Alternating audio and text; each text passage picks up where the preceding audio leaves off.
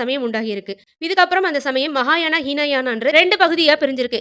மகாயானா, ஹீனயானான்னு பிரிஞ்சதுக்கு அப்புறம் இந்த பூர்வீக சடங்குகள் எல்லாமே ஹீனயானா பிரிவுக்கு கீழ வந்துடுச்சு. ஒருத்தர் மீது ஒருத்தர் தண்ணீர் பீய்ச்சி அடிக்கிறதுன்றது சாதாரண மக்களோட விருப்பத்துக்குரிய சடங்குல ஒண்ணா இருந்ததால, பௌத்தம் பரவி இருக்கக்கூடிய இடங்கள்ல எல்லாத்துலயுமே இன்னைக்கு இந்த தண்ணீர் பீய்ச்சி அடிக்கக்கூடிய நிகழ்ச்சின்றது நடந்துட்டு இருக்கு. தமிழகத்துல சைவம், வைணவம்னு 2 சமயங்கள் பேரரசர்கள் ஆதரவோட பக்தி இயக்க காலத்துல ஆளுமை செலுத்துச்சு. அதே நேரத்துல சமய பூசல்கள் ஏற்பட்டு பௌத்தமும் சமண சமயமும் வெளியேறிட்டாங்க. இப்போ பௌத்த துறவிகள் மலைகளுக்குள்ள ஓடி ஒளிஞ்சு சித்தர்களாகிட்டாங்க. சமணர்கள் கழுவேற்றப்பட்டாங்க. இதுல மீதி இருந்த சமணர்கள் எல்லாம் சைவத்துக்கு மதம் மாறிட்டாங்க. பௌத்த விகாரங்கள் பெருமாள் கோயில்களாகவும், சமணர்கள் ஆதிநாதர் மற்றும் ஆதிசிவன் கோயில்களாகவும் மாற்றம் பெற்றுச்சு. பௌத்த கோயில்கள் எல்லாமே பெருமாள் கோயில்களாக மாற்றப்பட்டதால, பௌத்த சமயத்தோட ஒரு பழக்கவழக்கமா இருந்த தண்ணீர் ஊற்றுதல்ன்ற நிகழ்வு பூர்வ சடங்குகள்ல ஒண்ணா பல பெருமாள் கோயில்கள்ல இன்னைக்கும் நடைமுறைப்படுத்தப்படுது.